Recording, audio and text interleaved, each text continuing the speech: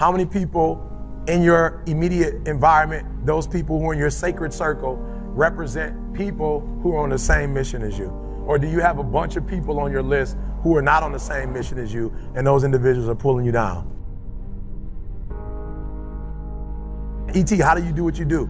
I have cut off the people who are not on the same mission with me, and yes, they are very upset, and yes, they said some nasty things about me, but guess what? I cut them off anyway, and I've surrounded myself with people who have the same values, who have the same mindset, and people who want to accomplish what I want to accomplish. It says every day in Africa, in the safari, a lion wakes up. Every single day in the safari, a lion wakes up, right? And every single day in the safari, a gazelle wakes up. I love it. I love it. It says, though, here's what's funny. It says that if you wake up and you're a gazelle, you realize if you're going to survive as a gazelle, if you're going to survive, you must outrun the slowest gazelle. Right? In your mind, you're thinking you got to outrun the fastest lion. That's not the truth. You just got to stay ahead of the slow gazelle. That's it.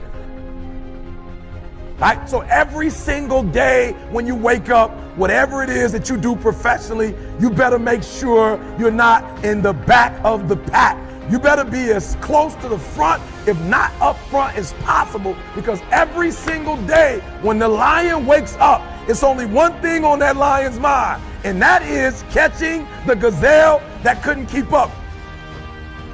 What the gazelle realizes is that the way it operates, that the way it performs, that the way it goes about its daily business is contingent upon life and death. That if that gazelle does not do what he or she is supposed to do, it will be eaten by a lion.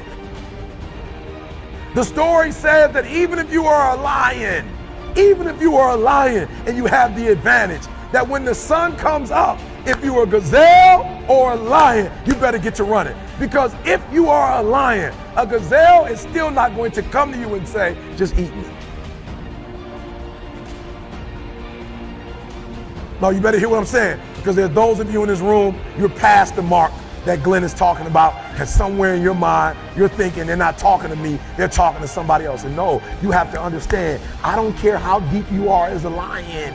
When you wake up, nothing is going to come to you. Nobody's going to give you anything. They're still not giving stuff to ET. I still have to work. I still have to fly 20 hours to get to Australia. I still have to go to London. I still have to do free stuff in Detroit. I still have to drive. I'm a lion. And when the sun comes up, I still have to get to running. Here's the challenge though. I asked myself when I read that story, that's what's on the surface. I read it and I started asking myself, E.T., what's the difference between a gazelle and what's the difference between a lion?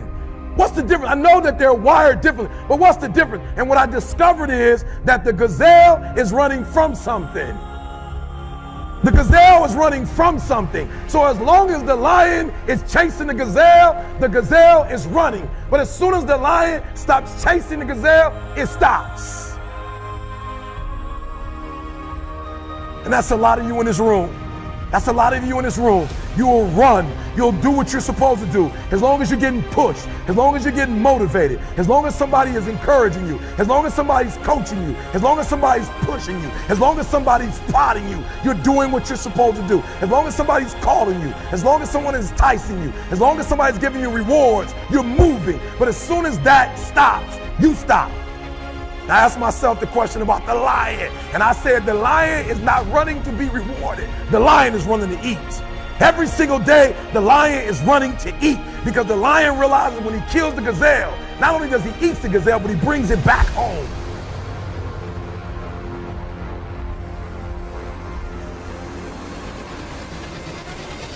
You've got to ask yourself, what's your why? What motivates you? What pushes you? What drives you? And if that thing is internal, if nobody has to call you, if nobody has to prod you, if nobody has to reward you, if nobody has to give you anything, if you are self-motivated and self-regulated, you can have it, you can be it, you can do it.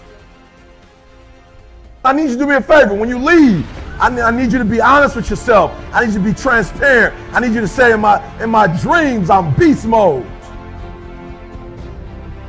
Beast mode. My business plan, beast mode. My income that I have for myself, beast mode. What I want to do for my children, beast mode. In the university, the scores I need, beast mode. I've got to go into beast mode to get it. And I want you to look at your time. And you look at your time and say, gazelle. That's a gazelle right there. You look at your habits, gazelle. And as long as your habits are gazelle, but your mindset is beast, you'll never see it. Listen to me, I would prefer that you have a gazelle, literally, I would prefer that your thought pattern, your dreams are gazelles. Like I would prefer income, gazelle.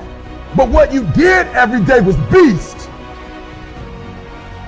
And without you saying a word, without you telling the world, if gazelle tattoo, but you act like a beast, guess what you would get? You would get more than what you bargained for, because that's what happened to us.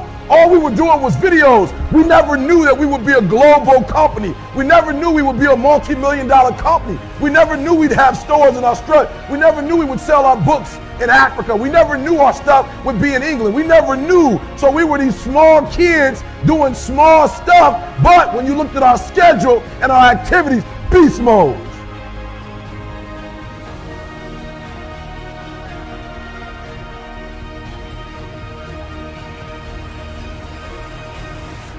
You get information from us. It's 3 o'clock in the morning in the States. Beast mode. Nobody else is doing it at 3 o'clock in the morning. Beast mode. Everything we do, every Monday, even though it's free, beast mode. So I need you to do me a huge favor. I need you to be, look, and you owe this to yourself. Beast mode. So those who were here yesterday, I don't want you to say anything. All right, I'm going to ask this question again, and we're going to talk about what you have to do so when that ball drops, you are exactly where you want to be. Because the greatest feeling in the world, guys, the greatest feeling in the world is execution. The greatest feeling in the world is doing what you said you were going to do. There's no greater feeling in the world.